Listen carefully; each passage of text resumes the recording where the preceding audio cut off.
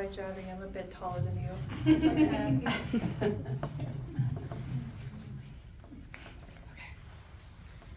Hi, my name is Danielle Kucher, and today I would like to talk about the idea of lifelong learning.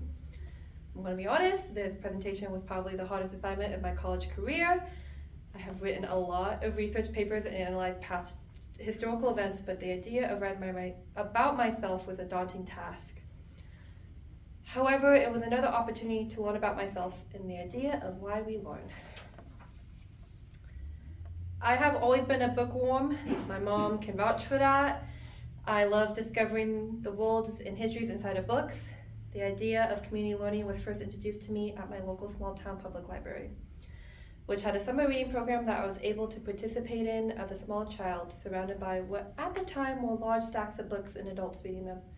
I too wanted that sense of community learning, or perhaps I was just nosy and wanted to know what the big kids were reading. So the idea of higher education was always a goal. This goal changed a few times before I landed as a history major with a minor in American Sign Language. But the main goal of being around those who also sought out a community learners was and is still there. That community learners started way before college, but it really took off in middle school at the school library. Nerdy, socially out of touch me, reading Looking for Alaska by John Green. Some of you may see where this is headed, but for those who don't, John and his brother Hank run a handful of educational YouTube channels that I ate up after Googling John Green to see what other works he had done.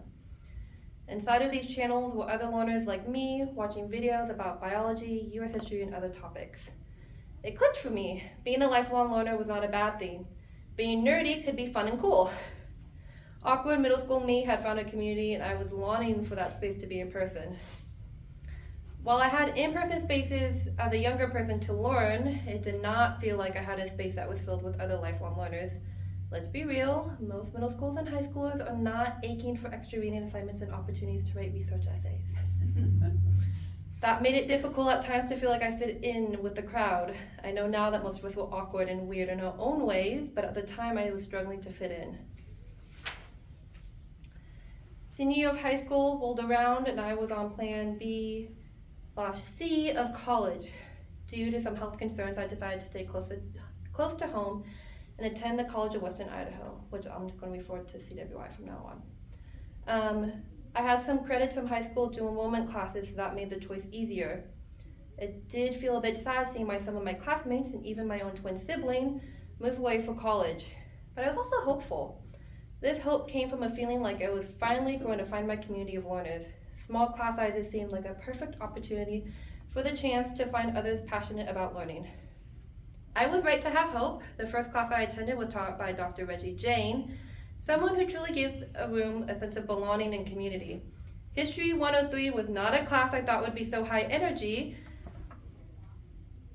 but Reggie's passion for learning and showing that love with others, passionate about learning and showing that love with others, Reggie, he hates being called Dr. Jane, allowed me to feel excited about learning, something I had not felt in a long time. This feeling was carried with me class to class, even if I wasn't keen on the subject matter. I still find myself raising my hand and asking why, just because I wanted to know more. 2 years flew by and I was soon walking across the graduation stage, nervous for the next chapter of my education journey. But I knew I had a community of learners at CWI that would always be willing to listen to my questions, including Reggie, who now works here at BSU, who upon my graduation at CWI made sure to let me know that his email box and office hours were always open. After 2 wonderful years at the local community college, I stepped onto Boise State's campus knowing approximately one other student. Yep, just one. That was due in part because both of us being in the same youth organization when we were younger. I was nervous. My first class on my schedule was ASL 301, and I had not taken an ASL class in about a year at that point. I was so scared of forgetting everything and not being able to get into the class group, as everyone had at least had one other class together by that point. In spite of my worries, I had a secret weapon: water bottle stickers. At work, I gave, and still do give, them out to students I work with as a tutor. This would hopefully allow me to introduce myself and get a foot in the door of their educational learning community. It did. And while I was rusty, everyone was kind and encouraging. I loved our little group. And Christy, the ASL professor, was never too upset when we got her sidetracked with non-topic related questions because she loved learning with us. Being in upper division classes has been awesome. Truly a space full of other nerdy people who want to learn about a niche topic and or master a topic. While in my ASL 302 class, we were required to give a presentation in front of the whole class, all in ASL. Scary, right? Kind of, but for me, I was excited. Strange, huh? I knew exactly what I wanted to present about, and I knew my classmates and my professor would be supportive. This I believe topic would be about lifelong learning. I wanted to show my classmates the importance of lifelong learning. I focused on the idea of learning outside of the classroom, the idea that everything around us is an opportunity to learn, even if we don't always like learning for school. We learn a new skill all the time.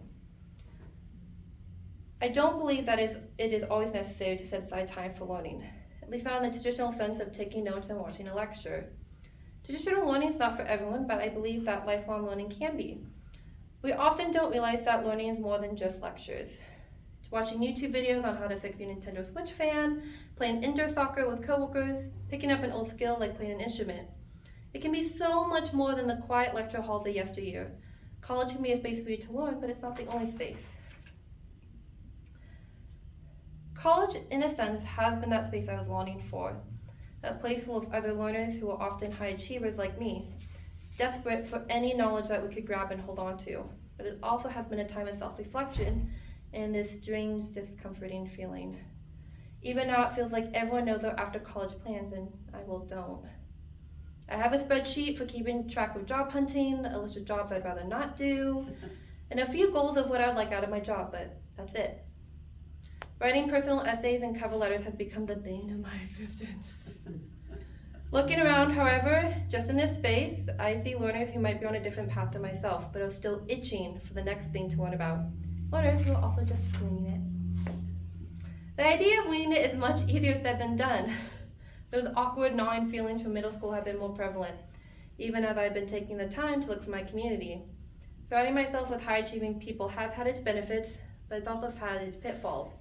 Mainly the idea that I am not good enough, that there are people before me and ahead of me who have done so much more.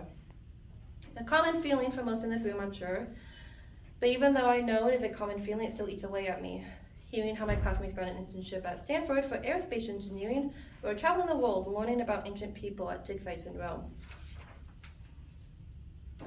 During the last 3 semesters of college, I've had to face a lot of discomfort at times, and I am learning how to deal with those feelings.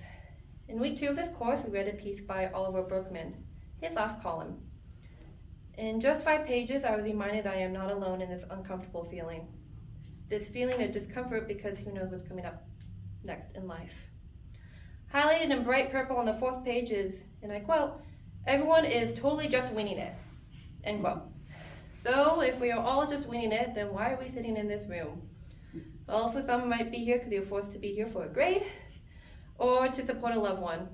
But I think at least one or more is here because they love to learn. They love to learn from other people, and that yes, they are totally just winging it. But that will not stop them from learning more.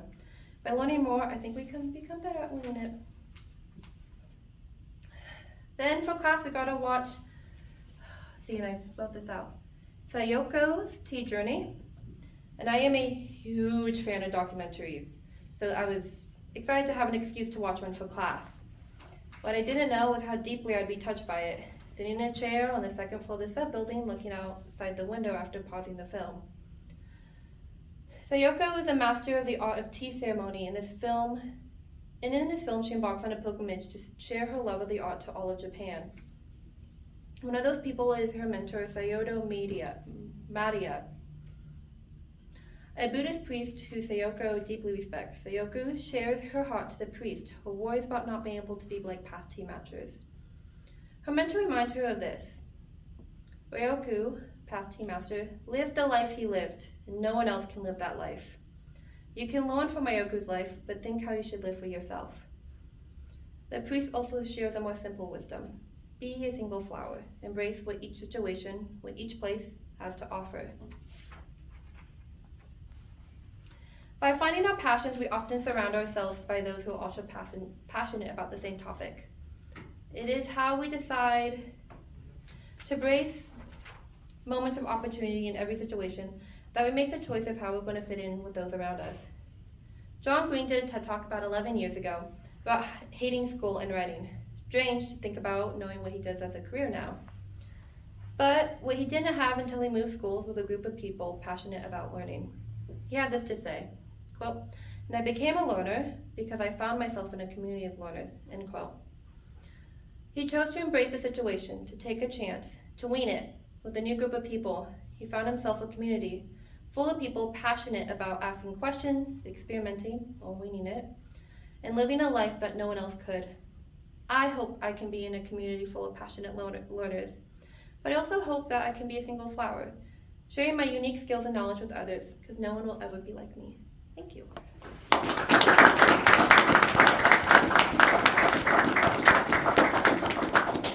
Questions? Did you notice any difference between like Boise State and the College of Western Idaho and like people's intent to learn and their like want for it? Yes, so I actually work there as a part-time tutor now, so I interact with students every day. And so it's pretty interesting to see why everyone comes to community college, and every reason's different. I work with a lot of multilingual students, and so their intent a lot of times is just wanting to learn more, to grow themselves, to find a way out of a past that they don't want to experience anymore.